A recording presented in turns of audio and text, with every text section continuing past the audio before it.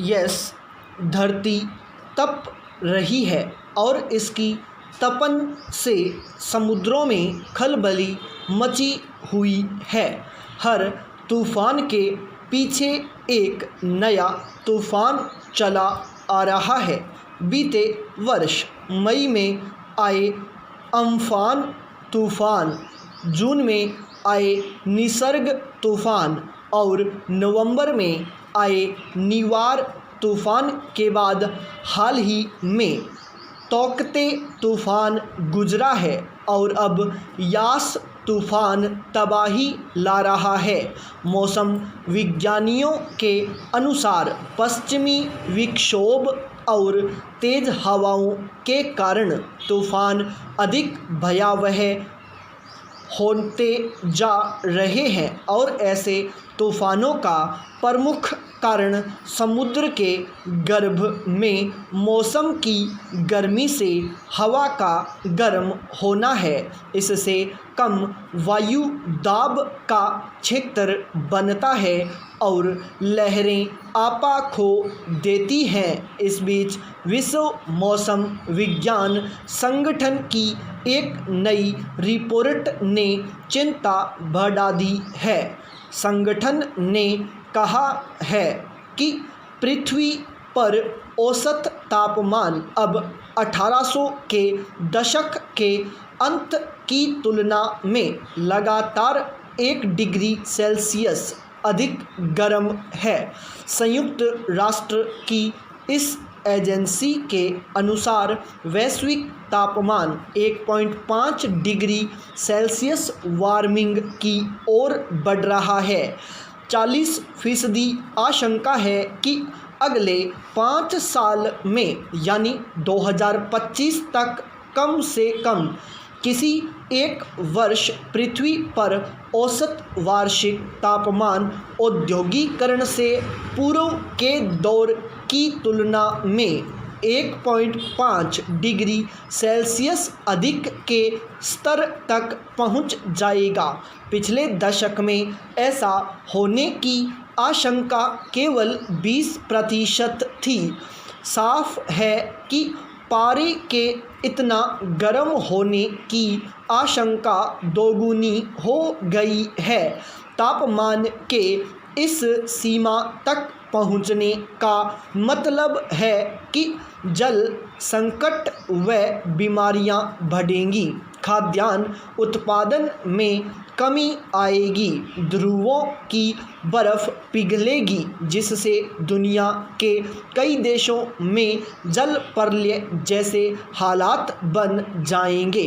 Green house गैसों के उत्सर्जन में वृद्धि और उससे उपजी जलवायु परिवर्तन की समस्या का ही परिणाम है कि आर्कटिक महासागर की बर्फ़ हर दशक में 13% की दर से पिघल रही है, जो अब केवल 3.4 मीटर की ही परत बची है। ऐसे में समूची दुनिया को पेरिस जलवायु समझौते का मान रखना चाहिए। इस समझौते का लक्ष्य औद्योगिकीकरण से पूर्व के स्तरों की तुलना में तापमान में वृद्धि 2 डिग्री सेल्सियस से नीचे बनाए रखना है।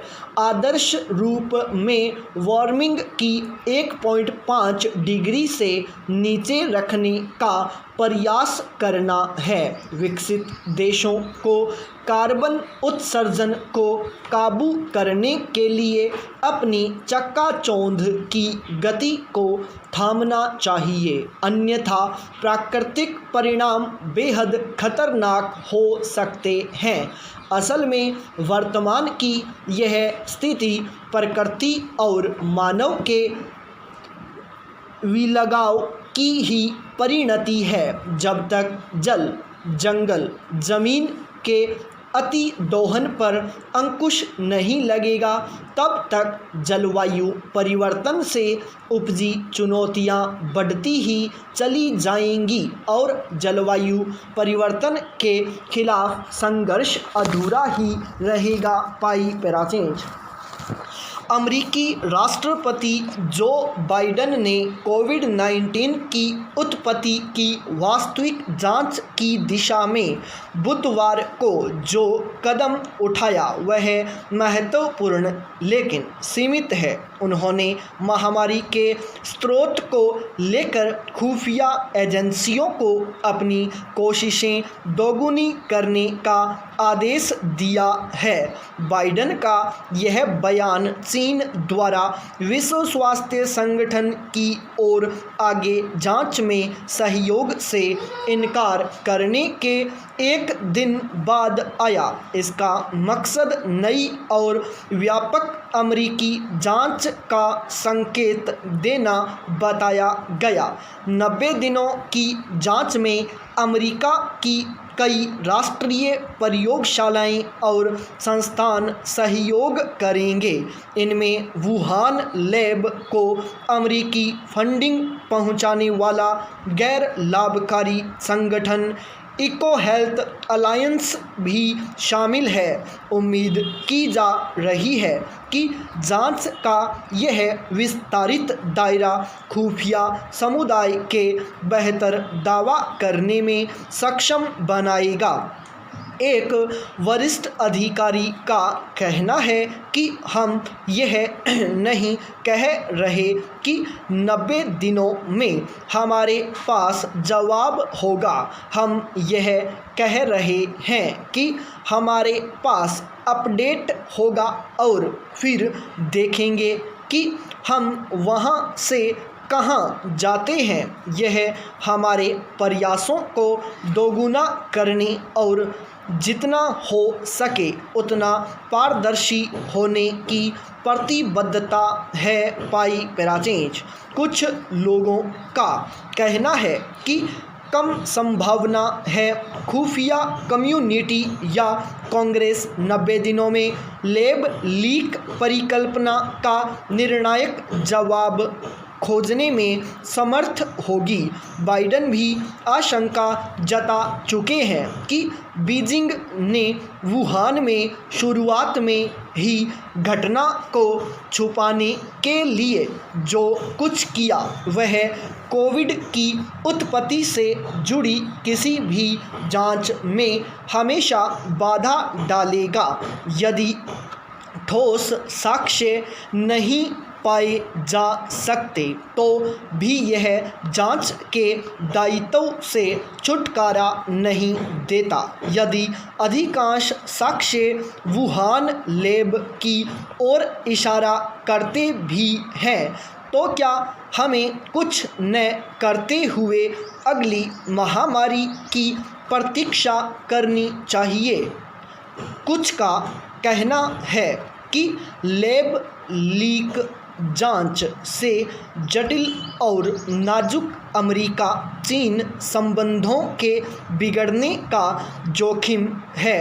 ठीक है, यदि 5,90,000 अमेरिकियों की मौत की सच्चाई को उजागर करने की कोशिश से चीनी कम्युनिस्ट पार्टी की संवेदनाओं को ठेस पहुंचने का जोखिम है भी तो क्या हुआ? यह चीन को दोष देने के बारे में नहीं है, यह हमारे जन स्वास्थ्य की रक्षा के बारे में है। पाई पेराचेंज देश में कोरोना महामारी के साथ कई बीमारियां पैर पसार रही हैं। विद्यार्थी भी इन बीमारियों की चपेट में आ रहे हैं। यदि बोर्ड परीक्षा के दौरान कोई विद्यार्थी बीमार हुआ तो वह परीक्षा नहीं दे पाएगा।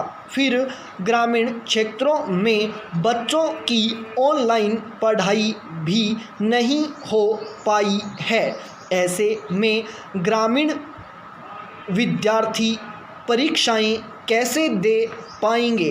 पहले बच्चों का जीवन बचाएं, परीक्षा बाद की बात है। पाई पेराचेंज जब हम प्रभु से प्रार्थना करते हैं तो हम यह नहीं जानते कि प्रभु से ऐसी क्या चीज़ मांगनी चाहिए जो हमारे लिए उचित है? स्टॉप।